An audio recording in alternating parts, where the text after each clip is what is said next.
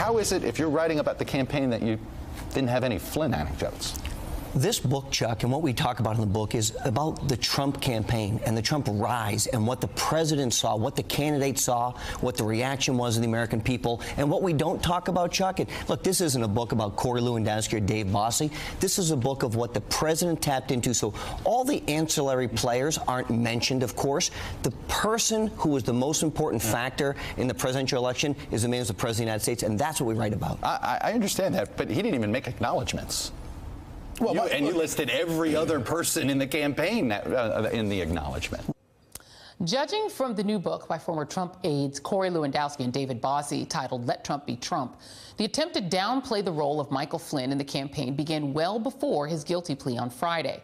Jennifer and Jamal are back, and joining me now is E.J. Dionne, columnist at The Washington Post. And E.J., let me let you listen to a little bit more of Corey Lewandowski with Chuck on Meet the Press this morning.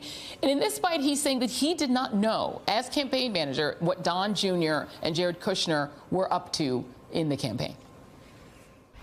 Is it possible that Donald Trump Jr. and Jared Kushner would do things and not tell you about it? Well, of course, Chuck, because, you know, that happens on every campaign. And you know what I learned when I went on the campaign trail and when I left the campaign? I would go to an event and they'd say, Donald Trump said you need to do this. I said, well, I know that didn't come from the candidate. Or Dave Bossie said the event has to be run this way. And I'd call Dave. I'd say, did you say that? He'd say, of course not. So people take liberties all the time and do things that aren't either told to the campaign manager or just think that it's in the best interests of either themselves or the campaign. So, E.J., there's liberties, you know, in planning events without telling the boss, and there's negotiating foreign policy with Russia. Does that make any sense to you, what you just heard?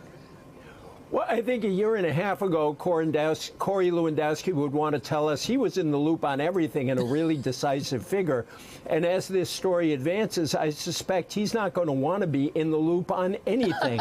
I think it was kind of, you know, when you think about who was an ancillary figure in the campaign, it was far more Corey Lewandowski who left the campaign than Michael Flynn, who we all remember led the Republican National Convention in cries of lock her up.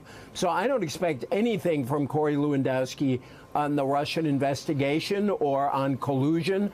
That's not in his interest, and I don't think he's going to go against his own interest. Yeah, absolutely. Well, let's listen to David Bossie, too, Jennifer. We'll let him talk. And his sort of main claim to fame is that he is a long-standing member of the Get Clinton Club, and he was also associated with the campaign. Here he is denying that that he had any campaign contact, or that there were any campaign contacts with Russians.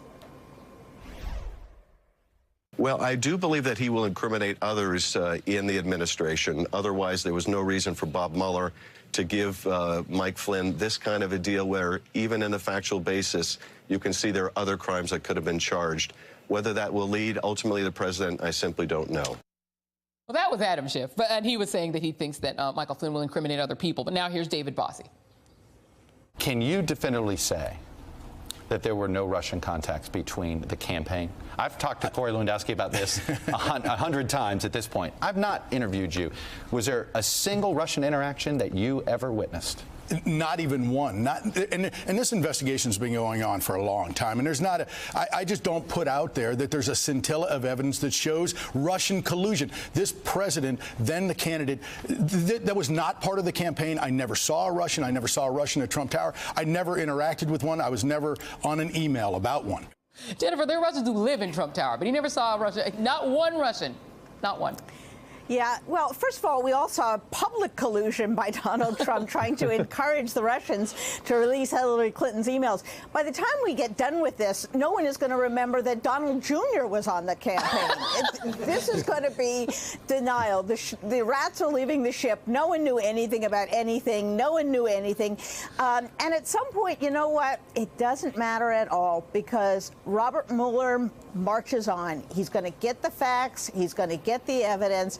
And so these guys can say whatever they want to get through an interview with Chuck Todd, but ultimately the special prosecutor is going to figure out what happened. Yeah, absolutely. All right, Jamal. Could I just say that one of these days Republicans in Congress will want to forget that Donald Trump was even their candidate. Who is he?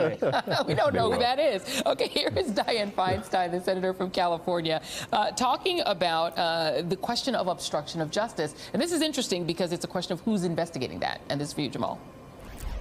The Judiciary Committee has an investigation going as well, and it involves obstruction of justice. And I think what we're beginning to see is the putting together of a case of obstruction of justice. And, you know, Jamal, I think a lot of Democrats have come to understand that even if the Senate Judiciary and the House, well, the House isn't 100%, you know, as aggressive, but if they were to even come up with something that was a finding that looked like obstruction, that doesn't mean that politically anything is going to happen to Donald Trump. Have Democrats caught up with the notion that the only way that there will ever be accountability for whatever it is that's found by Robert Mueller or by these committees is for the Democrats to control one or both houses of Congress? And are they going to tell voters that at some point? Yeah, I think that's probably right. Democrats have got to get to the majority in the House or the Senate, probably the House, because you've got to start impeachment proceedings in the House in order for them to get to the Senate. And you may even be able to find enough Republicans, you know, in the Bob Corker, Flake, you know, John McCain, Patriot wing of the party that are willing to come out in favor of this. Look, here's what we know when we pull back. What we know is there's a quid, which is that the Russians went out and tried to help Donald Trump win the election. We know there's a quo. Donald Trump is doing everything he can to try to dismantle U.S. leadership around the world. The question is, where's the pro in the quid pro quo? And that might be where Flynn is. He's the one who can figure out where the collusion or the conversations and tie these things together. But we know Donald Trump, if Vladimir Putin was trying to find somebody to help him, he couldn't find a better accomplice than Donald Trump today. Yeah, maybe the Democrats should offer the Republicans more tax cuts in exchange for cooperation on investigating Russiagate. Let's go to the Roy Moore race in Alabama. EJ, I'm going to come to you on this. This is Mitch McConnell, who has been, you know, he's a very canny individual. He held an entire Supreme Court seat for Donald Trump to be able to fill it. He's muscled through this tax hike on the middle class to give more tax breaks to the wealthy, and is nonplussed when Democrats say they couldn't read it. On Roy Moore and the question of whether Moore should be in the Senate, here is Mitch McConnell's answer. Do you believe that Judge Moore should be in the Senate? I'm going to let the people of Alabama make the call. This election's been going on a long time. There's been a lot of discussion about it. They're going to make the decision a week from Tuesday. EJ, the one thing he doesn't want to have is to have control over. He doesn't care, I guess. Well, I think that we should by now realize that you can't really trust what a Republican leader says one week, because if the political circumstance changes, they're going to say something else another week. And clearly enough, Republicans down in Alabama have rather astonishingly united around Roy Moore that Mitch McConnell doesn't want to fight them. He also looked at that narrow majority on the tax bill and said, better somebody who faces these accusations than a Democrat in the seat. So he's come to agree with many of those Alabama Republicans, it looks like. He just doesn't want to get in that, but I doubt he wants Doug Jones elected. Yeah, absolutely. And part of that, Jennifer, may be because Mitch McConnell and other Republicans are looking at the polls, not of the overall electorate, but of just Alabama Republicans. Only 17% of whom, according to a recent poll, believe the allegations against Roy Moore. Only 17% of Republicans. With numbers like that, why shouldn't national Republicans just go ahead and throw their arms around the guy? Right. You know, maybe do the right thing. Wild ideas like that, morality, children, forget that. What I think is significant here is do not believe for a moment that if Roy Moore is elected, those Senate Republicans will move to kick him out. There is no way in heck they're going to do that. If they won't speak up now, after he's elected by the people of Alabama and after he starts voting in favor of the tax bill, do you think these guys are going to have the nerve to kick him out? I don't. Yeah. And Jamal, I wonder if Republicans will ultimately be made to pay a price for having Roy Moore in their presence if he wins. Are Democrats capable of pulling that off? Democrats will hang Roy Moore around every single Republican candidate's neck going into the 2018 elections. And you got a president of the United States, as Chuck Todd kind of went into this week, who is going to campaign for Roy Moore, not in Alabama. He's going to go to northern Florida in the Panhandle, where he can be in a media market that touches Mobile so that he can try to support him. We have a president who's been accused of sexual abuse and a candidate who's been accused of child molestation.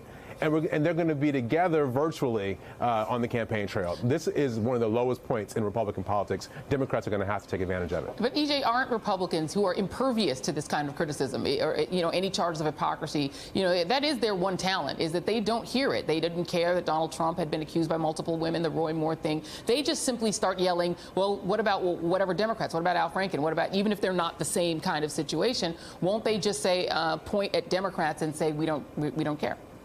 That's exactly what they're doing.